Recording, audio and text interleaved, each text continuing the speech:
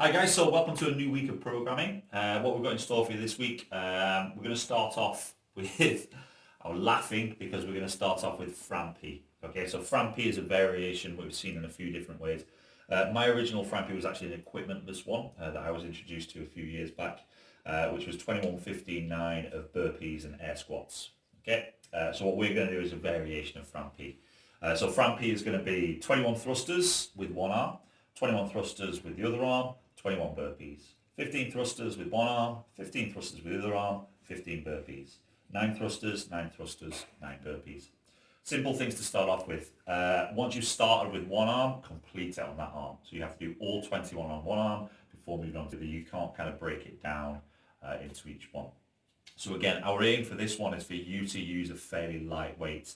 Let's say for normally when I was using a dumbbell, it'd be 22.5 RX. I might look at using a 15 kilo dumbbell. It's something that I feel like I can do all 21 on one arm before moving on to the other.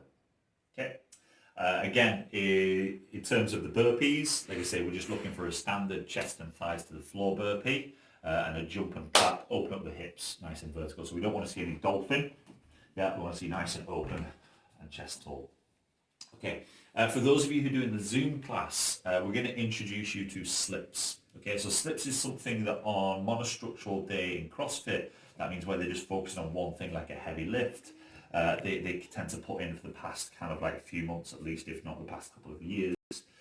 So what it stands for is S is for stretching, L is for L-sits, I is for inversions, P is for planks, and S is for scales. If you're not doing this as part of the Zoom classes, obviously you're not going to have the advantages of the coaches taking you through those progressions. So what you might want to have a look at is some progressions that you can do yourself. So quick, brief explanation of here.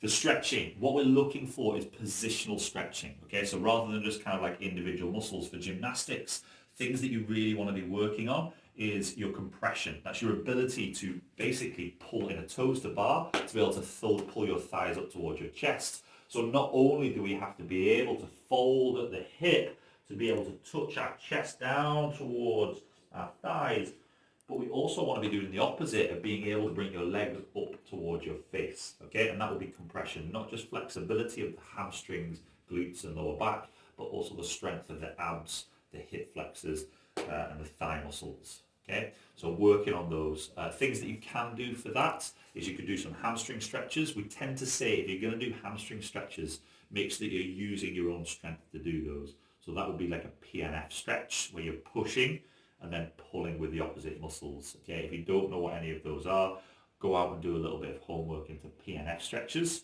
Yeah, and active mobility. Okay, for the L-sits, again, an L-sit on the floor is a really, really difficult thing to do. You basically have to hold on your hands,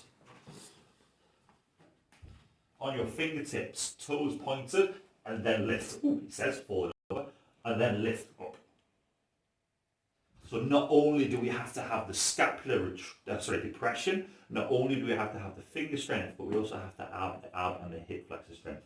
Doing them on the floor is a lot harder than doing them on parallettes, okay, arguably, just because we've got to be able to have that greater rise. If you're just putting your palms on, you're going to find it very hard to be able to have the arm length to be able to get up there. So we want to be able to do those on the fingers.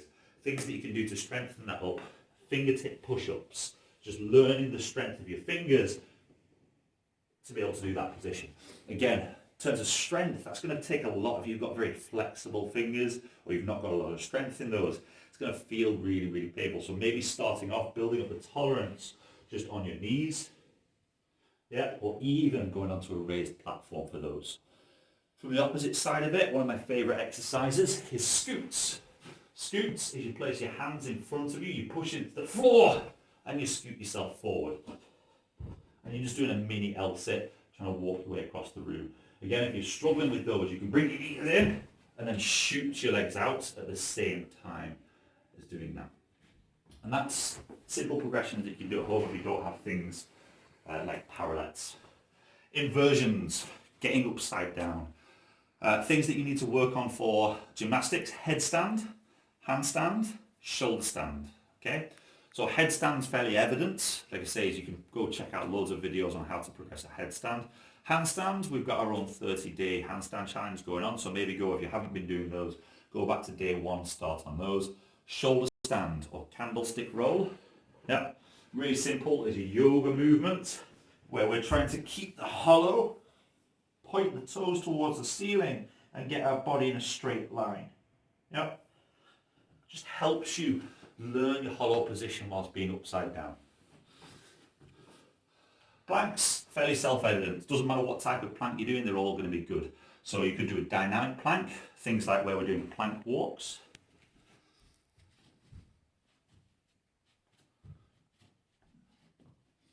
Yeah, shoulder taps, side plank rotations, just general side planks and front planks. All absolutely great exercises. Scales.